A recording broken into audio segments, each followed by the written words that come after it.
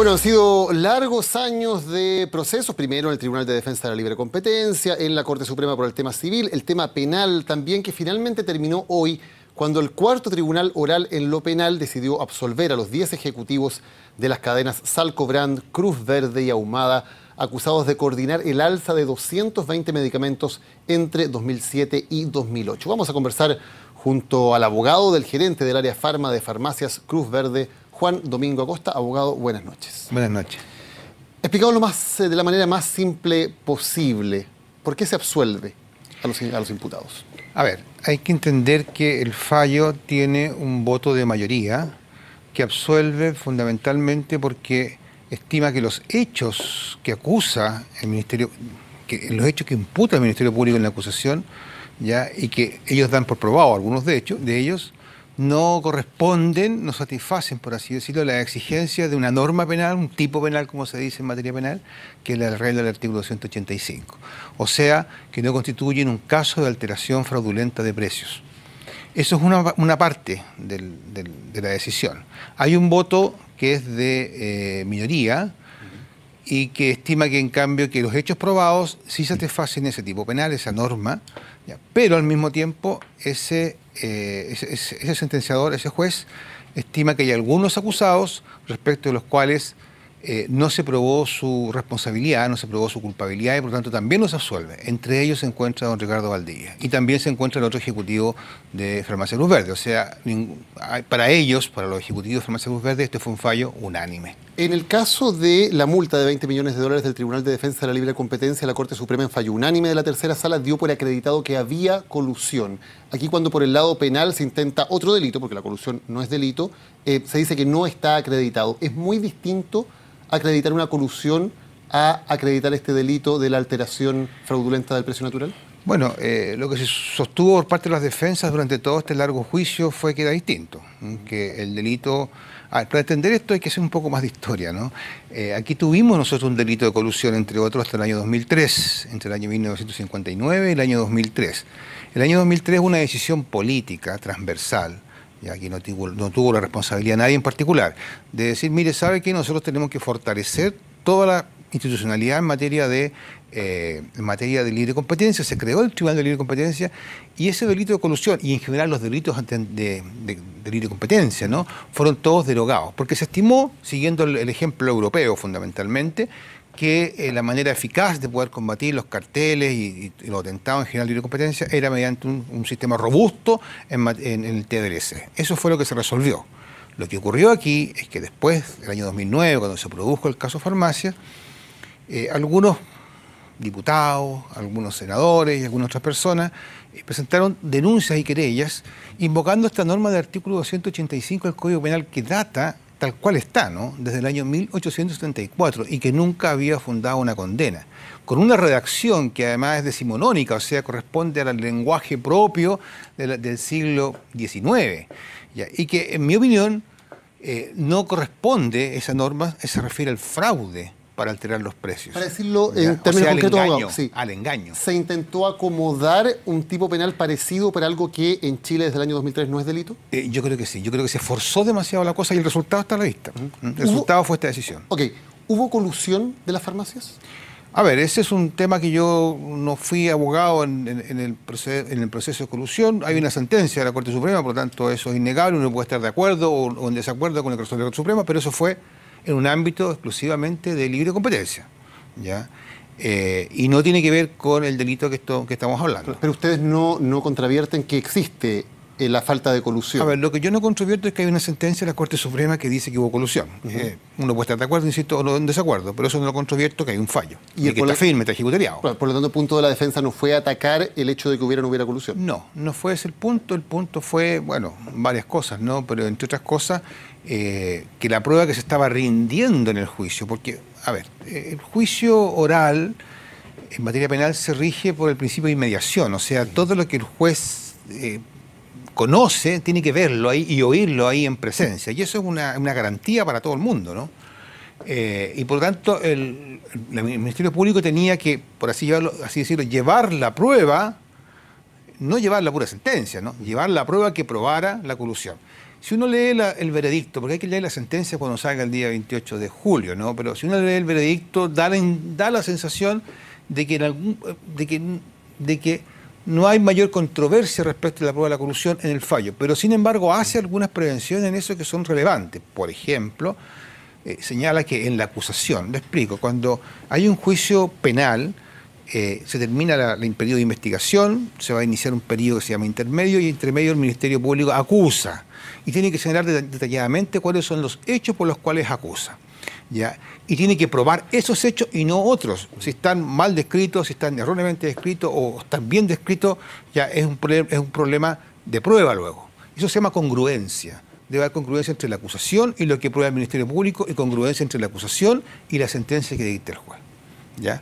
Entonces, en esa materia también los jueces de mayoría señalaron que habían ciertas desviaciones, por así decirlo, en la prueba, porque en la acusación se decía, por ejemplo, variaciones de precio promedio de la farmacia, y luego las pruebas que se llevó al juicio eran otro tipo de variaciones. Entonces eso no lo probó.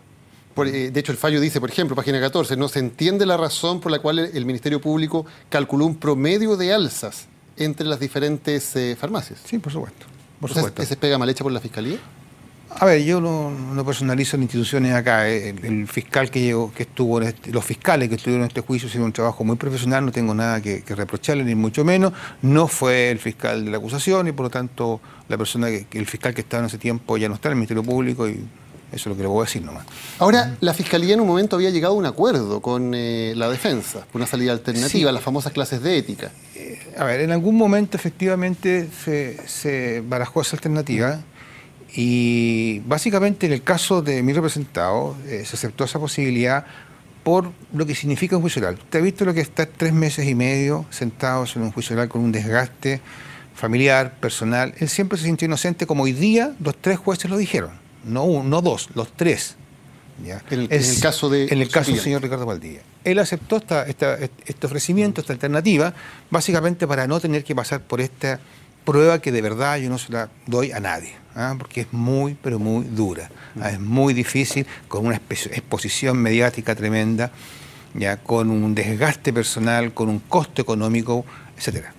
Se aceptó, el juez de garantía la aprobó, y la Corte de Apelaciones estimó que no se daban los presupuestos para una solución de este tipo, porque eso está arreglado en la ley, y por lo tanto revocó esa decisión y obligó así a ir a juicio oral, y bueno, el resultado está a la vista. Cuando la propia Fiscalía no quería ir a juicio oral y se le obliga a ir a juicio oral, queda claro que ellos no tenían mucha fe en el caso que estaban proponiendo. Yo no sé, yo no puedo adivinar intenciones. La Fiscalía tiene una serie de herramientas que el sistema le otorga, son todos legítimos y no tienen que ver por desconfianza con su causa, sino que tienen que ver por muchas razones económicas, en fin, ¿ya?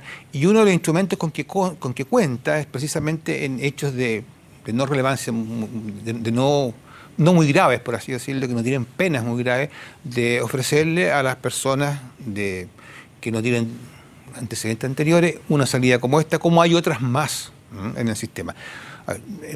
La gente cree que todos los casos tienen que llegar a juicio oral, y eso no existe ni en Chile ni en ninguna parte del mundo. Usted comprende que el costo económico del país sería imposible para un resultado además también bastante precario, ¿no? Entonces son instrumentos que la ley da, que son sabios, que bien usados apuntan a una adecuada política criminal. Después de tantos años, después de más de 3 meses de juicio oral, con todos los costos que eso significa, en un delito que se intentaba, porque el delito propiamente tal no existe, ¿fue prudente, fue una buena decisión, pensando en el país, llevar todo esto a juicio oral? A ver, yo creo que el Ministerio Público no tuvo mucha alternativa que llevarlo a juicio oral desde el momento en que la Corte de Apelaciones revocó la suspensión condicional, por lo tanto no tenía más posibilidades que eso. Probablemente, bueno, y esa es mi opinión personal ya, ¿no? En el caso del señor Valdivia y en el caso del señor Catalán, que es el otro ejecutivo de Farmacia Cruz Verde, yo creo que ahí hay un error en haber llevado a juicio, porque de verdad ellos eran inocentes y no había prueba alguna relevante respecto de ellos, y eso quedó absolutamente demostrado en el juicio, y así consta también en el voto de minoría. En el caso de su defendido, él dice que no cometió un delito. ¿También dice que no participó en la colusión? Que son cosas que no necesariamente son lo mismo. No, es lo mismo. O sea, cuando usted me dice no cometió un delito es porque no participó en la colusión, supuesto que la colusión fuera el delito. A ver, lo que él dice, lo que nosotros decimos en esto es que, mire, el señor Valdivia no participó en los hechos que el Ministerio Público, por los cuales el Ministerio Público acusa. sean colusión o no sean colusión. En esos hechos que están descritos en la acusación, él no participó. No intervino, y tampoco intervino el señor Catalán. No se controvierte que esos hechos hayan ocurrido, pero sí que él haya participado en ellos. A ver, lo que va a ser una controversia tanto el hecho, lo que controvierte es la prueba que lleva el Ministerio Público al juicio para probar ese hecho. Y eso sí fue controvertido, porque llevaron prueba pericial que está en el fallo, que también se hace cargo. Esto no es una sentencia, esto es un veredicto, es una decisión de condena o absolución que está someramente fundada, es la ley, ¿no? Esa es la exigencia, es el estándar. El fallo va a venir largo probablemente, con varios cientos de páginas, ¿no? Y bueno, eso se controvertió, y se controvertió bien por todas las defensas, y yo creo que efectivamente había falencia en esa prueba. En su opinión jurídica, este delito que hemos conocido, la verdad, desde el siglo XIX, pero ahora descubrimos que existía con este proceso de la alteración fraudulenta del precio natural, ¿es un tipo legal que puede servir en otros casos? Sí, por supuesto. Sí. A ver, esto... Lo que se requiere aquí es que fraudulentamente se alteren los precios. Mi opinión, y la opinión que compartieron prácticamente todos los profesores en Derecho Penal, con una excepción, ¿no?, que declararon en el juicio, es que esa expresión fraudulento o es solo engaño o es engaño más coacción, o sea, fuerza moral, ¿no? Pero no es este tipo de acuerdo, ¿no? Le voy a poner un ejemplo, ¿no?, que salió en el juicio oral muchas veces, ¿no? Lord Cochrane. Lord Cochrane, se dice en la historia, no se sabe si es cierto, que antes de venirse a Chile ya fue acusado en Inglaterra de haber esparcido falsos rumores acerca de que Napoleón había muerto, ¿no? Entonces eso le habría permitido que los bonos del Tesoro inglés subieran de precio y él se hiciera un paquete grande. Bueno, eso es manipulación de precio engañosa. Eso se llama agio. ¿Ya? Y eso cabe dentro del artículo 285. Y un caso similar, digamos, llevado al presente, sí podría aplicarse este tipo penal. Por supuesto. Si hay esparcimiento de falsos rumores, por cierto, y de hecho la ley de mercado de valores, en materia de bonos, de acciones, etcétera, tiene un tipo penal específico, el artículo 61, sobre esparcir falsos rumores o noticias tendenciosas. Ahora, hay casos de eso, ¿no? Eso no tiene nada que ver con la colusión, son cosas bien distintas. No tiene nada, absolutamente nada que ver con la colusión.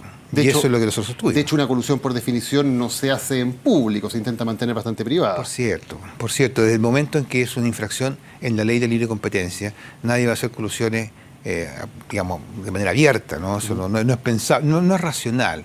No es razonable pensar que la gente va a estar coludiéndose, los oferentes van a estar coludiéndose, o los demandantes también pueden la colusión de demandantes, ¿no? De manera abierta, porque eso es una infracción a la ley de libre competencia, el decreto ley 211.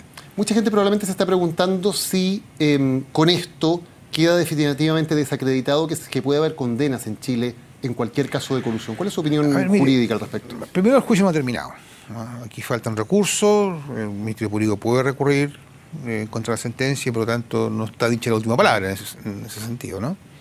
A ver, yo creo que el ambiente está un poco convulsionado en esta materia. Yo creo que cuando uno legisla tiene que ser muy razonable, ¿no? Las prisas y las emociones no son muy buenas amigas de la legislación. La legislación tiene que ser para siempre o por muchos años, ¿no?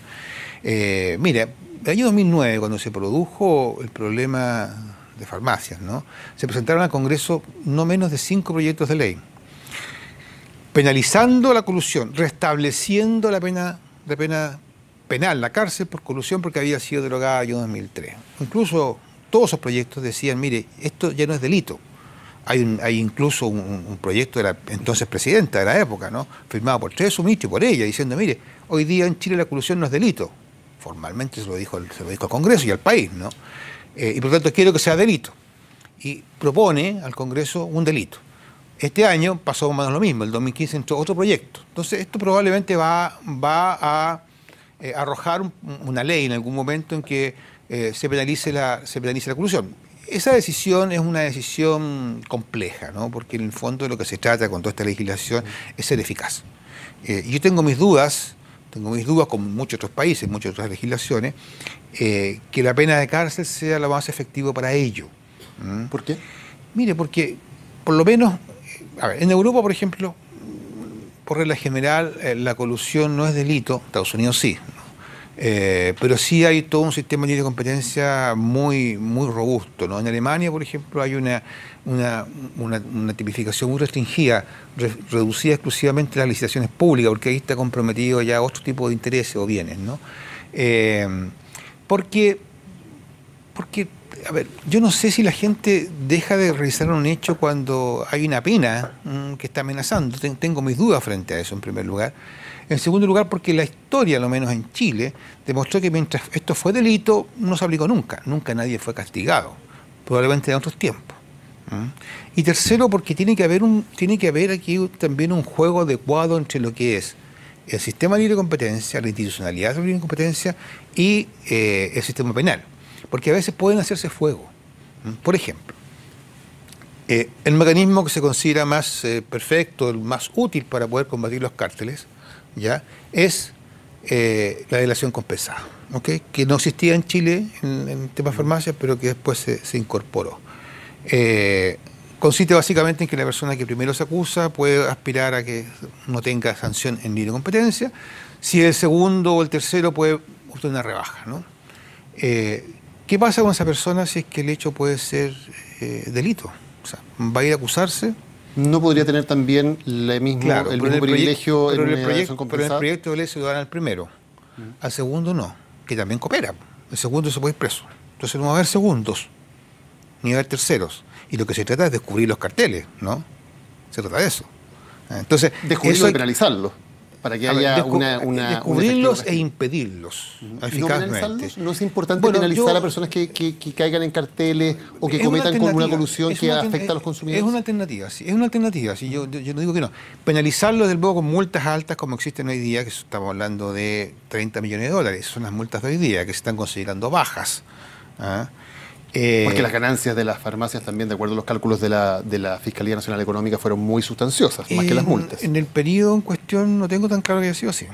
¿Ya? Hay otro tema que es más complejo, ¿no? Todos estos medicamentos, estos 48, porque 220 en el libre competencia, 48 en el caso de la acusación, está bastante claro y acreditado que estaban bajo el costo. Bajo el costo, o sea, el público pagaba un quinto de lo que le costaba a la farmacia el medicamento. Un cuarto. Eso era por la guerra de los precios que había ocurrido antes en la farmacia. Sí, por la sí. Juan Domingo Acosta, se nos acabó el tiempo. Muchísimas gracias por haber conversado con nosotros esta noche. Buenas noches. Buenas noches.